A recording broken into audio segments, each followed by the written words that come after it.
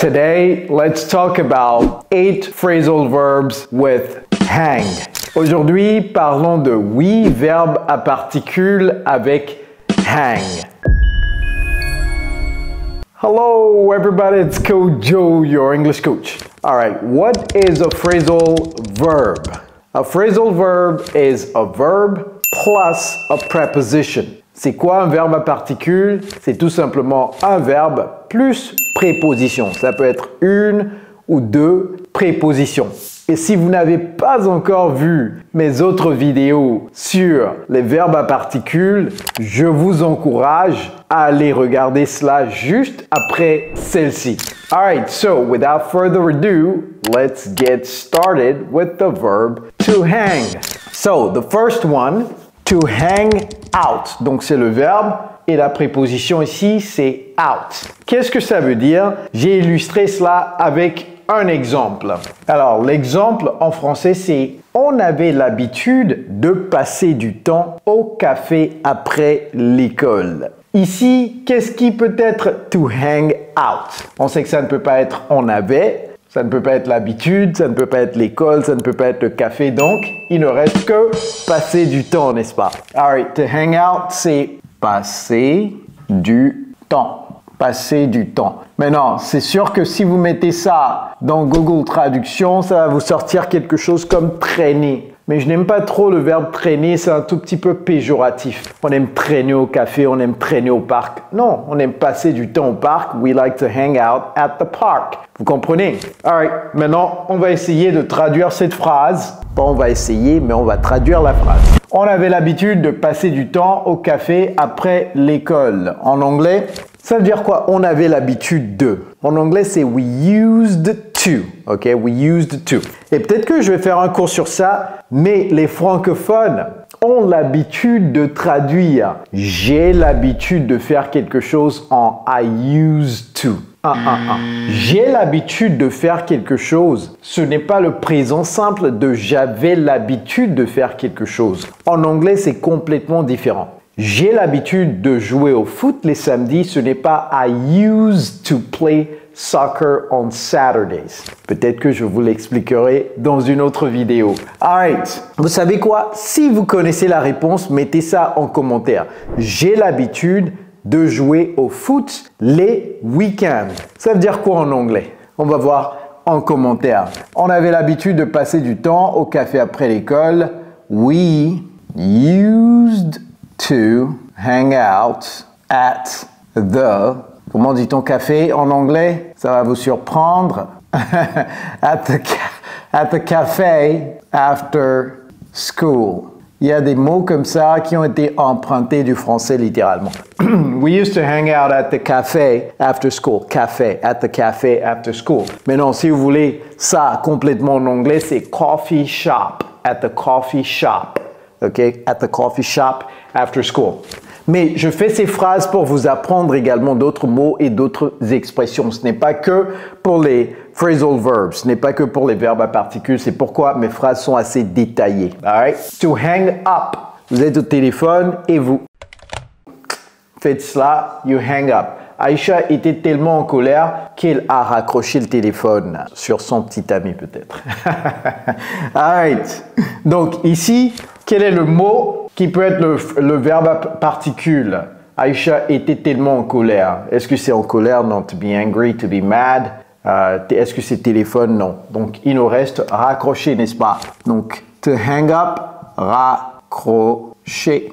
Raccrocher. Pas nécessairement le téléphone. Des fois, on peut faire une phrase, on peut faire une analogie où on utilise to hang up. Par exemple, il est temps de raccrocher. Ok, il est temps de raccrocher. Par exemple, si vous êtes un entrepreneur et que votre société ne marche pas et que quelqu'un vous dit, écoute, il est temps de raccrocher, hein, parce que vraiment, ça fait 7 ans que vous êtes en train de faire ça et vous ne tournez pas encore de profit, vous n'êtes pas rentable. Il est temps de raccrocher. It is time to hang up. Et vous voyez, donc là, c'est pas le téléphone. Donc, c'est pas tout le temps qu'on l'utilise pour décrire raccrocher au téléphone. Alright, mais c'est sûr que raccrocher au téléphone, c'est to hang up. Alright, Aïcha était tellement en colère qu'il a raccroché.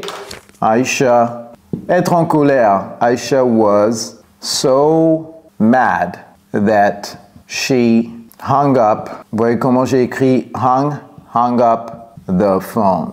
Aisha was so mad that she hung up the phone. Donc ça, c'est le passé simple de hang. Hang, hung, hung. Alright? Apprenez les verbes irréguliers, hein, c'est très important. Peut-être on fera une vidéo, je ferai une vidéo sur les verbes irréguliers. Pourquoi pas? Les verbes irréguliers les plus utilisés en anglais. Alright. To hang back. Steve a décidé de rester en retrait et d'observer la situation avant de prendre des mesures. Steve est intelligent. Alors, Steve a décidé de rester en retrait, ça on le voit clairement que ici ça ne peut être que rester en retrait, n'est-ce pas? Donc rester en retrait. Rester en retrait. Retrait back. To hang back. OK? Alright, Steve a décidé de rester en retrait et d'observer la situation avant de prendre des mesures en anglais. Et vous voyez, encore une fois, je ne fais pas des phrases trop simples parce que je veux vous apprendre également certaines autres expressions. Pas seulement les verbes à particules. Alright? Je sais que vous aimez cette vidéo, mais est-ce que vous avez déjà liké la vidéo? Si vous ne l'avez pas encore liké, partagez cette vidéo avec vos amis, bien entendu. Souscrivez-vous à la chaîne et activez la cloche de notification pour ne plus jamais rater mes vidéos futures. Alright, let's continue. Steve a décidé, donc Steve decided, passé simple de to decide, to hang back. Steve decided to hang back et d'observer la situation. Littéralement, and observe the situation. Comment dit-on prendre des mesures? Avant de prendre, before. Ah, tout le monde, des francophones. Après before, le verbe se met toujours à la forme ing. Ne dites pas before to take, ne dites pas before take. OK? Before taking any actions. Before taking any actions.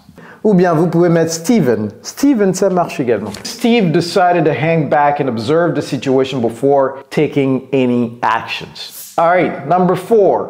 To hang together. Together, c'est ensemble, n'est-ce pas? En période difficile, il est important que nos communautés restent solidaires, c'est-à-dire ensemble. Donc, rester solidaires, to hang together. Rester solidaire. All right. Rester solidaire, to hang together. En période difficile, and hard, or tough, or difficult times. Et vous voyez, là, je l'ai mis au pluriel, hein. In hard times, in tough times, in difficult times, it's important for our communities. Vous voyez comment je prononce ça? J'ai pas dit communities to hang together. All right. Number 5, to hang over. How do we say to hang over in French? Well, let's read the example. La menace de licenciement continuait de peser sur les employés. La menace de licenciement, surtout durant le Covid, là, c'était chaud. La menace de licenciement continuait de peser sur, donc to hang over, ok? Peser sur. Alright, comment traduire ça en anglais? Encore une fois, vous voyez, il y a d'autres mots à apprendre ici. Menace, licenciement. OK? Menace, licenciement. Très important d'apprendre ces autres mots et expressions également. The threats, la menace, the threats. Et vous voyez comment je prononce ça? Votre langue entre les dents. The threats of licenciement, c'est quoi? Layoffs. Les licenciements, mettez S à la fin. The threats of layoffs continued to hang over the employees. All right. Number 6, to hang on. To hang on. Attends, je suis avec toi dans un instant, OK? Attends, je suis avec toi dans un instant. All right, to hang on. Attendre un tout petit peu, patienter, OK? Attendre. Dans le sens de patienter, hein? Si vous attendez le bus, ne dites pas I'm hanging on the bus. Vous savez pourquoi je suis en train de rire? Why are you laughing? Parce que entre, c'est between, n'est-ce pas? Entre. Between, entre deux arbres, between two trees. Un jour, il y a quelqu'un qui a frappé à la porte là. Et le francophone qui est en train d'apprendre l'anglais dit between. Entre. Ouais. Donc, ne dites pas I'm hanging on the bus, j'attends le bus. Non, non. C'est dans le sens de patienter, alright? Donc, patiente, je suis avec toi dans un petit instant, ok? Hang on. Et j'adore utiliser to hang on. J'adore tellement utiliser hang on a minute, hang on. Hang on, I'll be, je suis avec toi. Donc, ici, c'est le futur. I'll be with you in a moment, ok? Et vous voyez comment je fais la liaison. Aïe, aïe, aïe. On doit faire un cours nécessairement sur la liaison en anglais. In a moment, ok? Lorsque vous entendez un Américain dire in a moment, ok? Votre cerveau va dire, mais c'est quoi ce mot? Moment, ok, moment, ok, moment, ok. Non, c'est juste une liaison. Il a fait la liaison ici, moment, ok? Il n'a pas prononcé le T. On doit faire une leçon sur ça. On doit faire des leçons sur la réduction, sur la liaison, sur les gymnastiques linguistiques que les natifs américains font lorsqu'ils parlent l'anglais. Alright? Si vous voulez que je fasse une vidéo sur ça, mettez-moi ça clairement en commentaire en écrivant Kojo fait une vidéo sur la réduction, la liaison, etc. Les gymnastiques linguistiques que les Américains font lorsqu'ils parlent anglais. Et bien entendu, je le ferai lorsque vous likerez cette vidéo, partagerez cette vidéo, souscriverez à la chaîne et activerez la cloche de notification. Alright, very important. C'est pour vous que je dis cela. Alright, very good. I'll be with you. Je serai avec vous ou bien je suis avec toi. C'est-à-dire, c'est dans le futur. Je suis avec toi dans un moment. C'est pourquoi ici on l'a mis au futur. Alright, I will be. Donc, I'll be, c'est la même chose que I will be. Alright, number 7, to hang around. Après la réunion, quelques personnes sont restées pour discuter du projet. Ici, to hang around, c'est rester. OK, to hang around. Donc, after la réunion, c'est quoi? Meeting. Ne dites pas meeting. Meeting. After the meeting, some people hung around. Encore une fois, le passé simple de hang around pour discuter du projet, to discuss the project. Ou bien to talk about the project, ça marche également, to discuss the project.